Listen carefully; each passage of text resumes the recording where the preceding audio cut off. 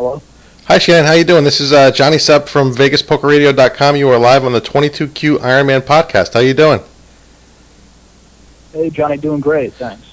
Thank you for joining us. I know that you don't have a lot of time. I appreciate you cutting out some time for us to come on. It's for a great cause, and we appreciate you giving us a short interview here.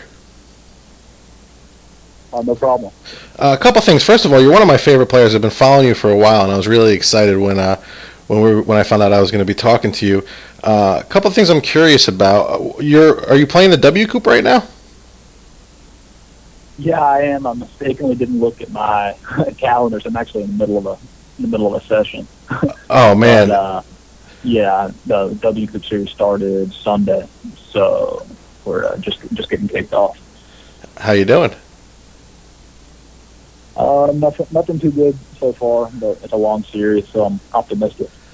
Well, I promise we won't take up too much of your time. I just have a few questions that I wanted to ask you, and I'll let you get back to grinding because I know you gotta go grind and make a living. One of the more admirable things about you that I wanted to ask you about, you played poker for a living, and quite frankly, you made a ton of money doing it.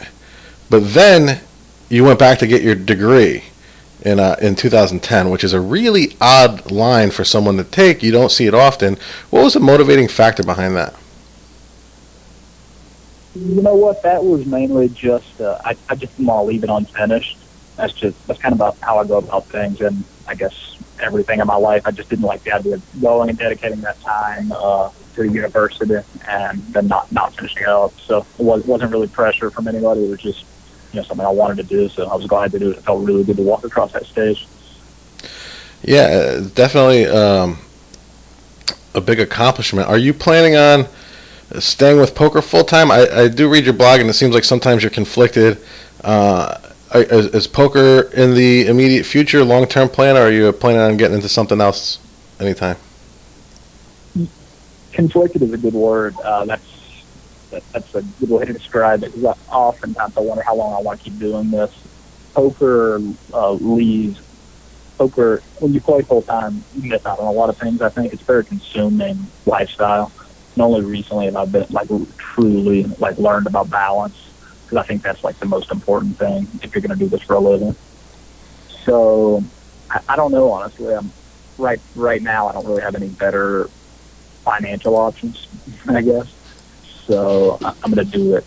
I don't know. I'm going to be patient. There's some developments in the U.S. with online coming back, so I'm going to be a little patient with it. But we'll see. Only time will tell, I guess. Yeah.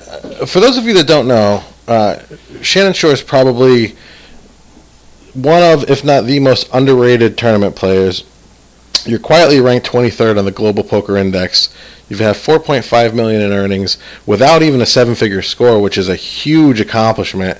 And you won the 2006 Bellagio Cup.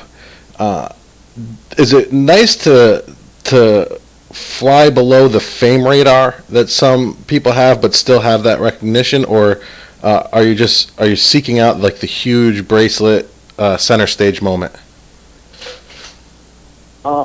Accomplishment-wise, I'd love to have that. The kind of story of my career, I guess, is that I've never really had that huge major win, and that's something obviously I long for. But as far as I don't know, when I was younger, maybe I wanted a little bit more recognition and stuff like that. Now that's about the least of my worries. I just kind of want to make a living, and to make the best living doing this, you kind of do have to fly under the radar. So I kind of like it how it is right now. Yeah, I mean, it's definitely, you're one of the ones that, in my opinion, you're probably one of the best players without a bracelet out there, and I hope that you do get there. I've kind of noticed a trend lately, and I'm wondering if maybe you can just tell us the driving force behind it. You've kind of taken the Tony Dunst route lately to where you're wearing suits when you play now. What's the story behind that? Yeah, I made a change just in my, personal life, and then it transferred over into poker. Just trying to present myself better. So yeah, I started dressing nicer, and I'll put on the suit sometimes for the bigger events.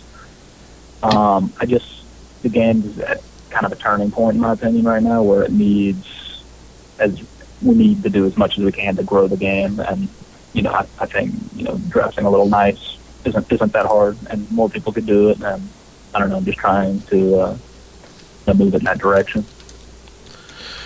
Also, it looks like you've taken up. I don't know if it's just getting in shape or whatever, but it looks like your health has been a huge focus of yours lately too.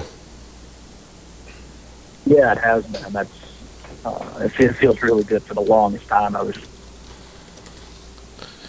Do you find it has a impact? Ooh, I'm sorry, Shannon. Go ahead. Just poker definitely is so consuming in that regard that when you sit around all these hours playing poker and you are on the late night schedule eating all that terrible casino food, it's very easy to get out of shape and get really lazy. So that's something that I do. Once Black Friday happened in April of last year, it kind of gave me a lot of free time. And I just decided I was going to dedicate to that, and I've really been happy with the results. And I was transferred over to just my overall, confidence and positive thinking and just passion for life, basically. Do you find the change in taking care of your health a lot more, and the change in your dress has a positive impact on your poker game? I do. The results haven't necessarily translated. Aside from, I guess I'm up a little bit financially. I had that big score this summer. But as far as thinking clearly, definitely. When I show up now, I'm just ready to go each day compared to I feel like I was just going through the motions for the longest time. Hey Shannon, this is Kevin, one of the co-hosts here. And I'd like to also thank you for being with us and helping us raise awareness and raise some money for charity. First thing I want to say to you is Roll Tide. Obviously, anyone who knows you are a huge Alabama fan, and always talking about that. And best of luck to them this year. And obviously, in my opinion, they look like the best college football team out there right now. I just want to touch on actually the World Series of Poker real quick. I know you're in the W Coop. We'll only keep you for a couple more minutes. You made a very deep run this past summer. Do you want to fill us in on how that was? And you were actually with a chip leader with very few people left in that tournament. What did it feel like to get that close? And is it keeping you hungry to get back there again? Yeah, it is. That's a run like that definitely gets you as excited about playing live tournaments as anything. That was one of probably the most fun I've ever had playing poker. To compete for a bracelet like that in a prestigious event, the 10K 6-handed event. The experience is pretty awesome. I came into that event with a lot of focus. I'd been getting killed all summer. I was down a ton of money, and I was on just a brutal downswing for the last year and a half or so. So it was getting to the point where I needed to win. And things just worked out. Poker's funny like that.